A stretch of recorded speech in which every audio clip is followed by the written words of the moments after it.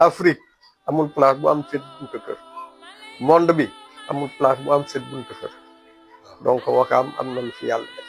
salaamaaleykum maa ngi leen di nuyu di leen ziar bu baax tey tamit dama ñu wax yéen ci suñu Wakaam comme ni ma leen ko waxee woon dama leen di indil li nga xamante ne moom mooy xar baaxu Wakaam tey nag dama ñu wax yéen ci place bu exceptionnel muy fan muy Baye xam naa nag du ma leen ci wax lu bëri parce que damay ànd ak ki nga xamante ne mooy suñu maam Dun Paate mu wax ñu lan mooy li nga xamante ne mooy baaxu Baye.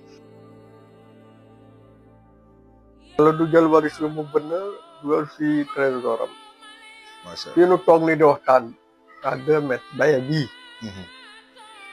boo xoolee Afrique monde bi. fii rek moo place boo xam ne 7 buntu kër 7 buntu la am. waaw 7.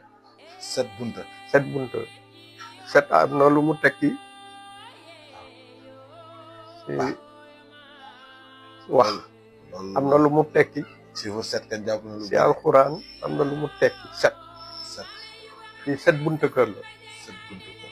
Baye bii Sénégal gii Baye rek moo doon 7 buntu kër Sénégal ba Sénégal yëpp Afrique amul place bu am 7 buntu kër monde bi amul place bu am 7 buntu kër donc Wakaam am na lu fi yàlla def.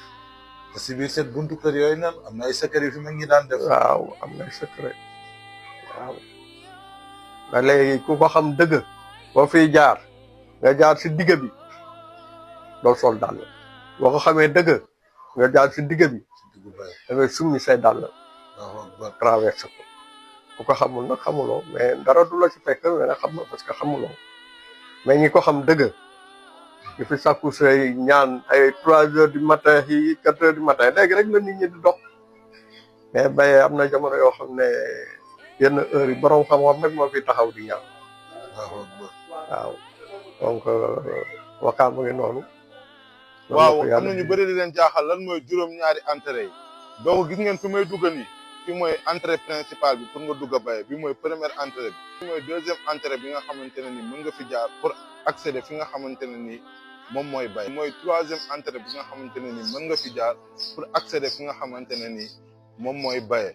fi ngeen gis nii nag fii mooy quatrième porte bi nga xamante ne ni mën nga fi jaar pour accéder ak fi nga xamante ne ni moom mooy Baye. fii tamit mooy 5e porte bi nga xamante ne ni boo fi jaaree di nga mën a accéder ak fi nga xamante ne ni moom mooy diggu Baye. fii tamit mooy 6e porte bi nga xamante ne ni boo fi jaaree di nga accéder fi nga xamante ne ni moom mooy diggu Baye. fi ngeen gis nii nag moom mooy 7e porte bi nga xamante ne mën nga fi jaar pour dugg a diggu Baye mais yoon bii ma taxaw nii sax dañ koy tere pour ñu fiy jaar surtout nag yenn heures yi.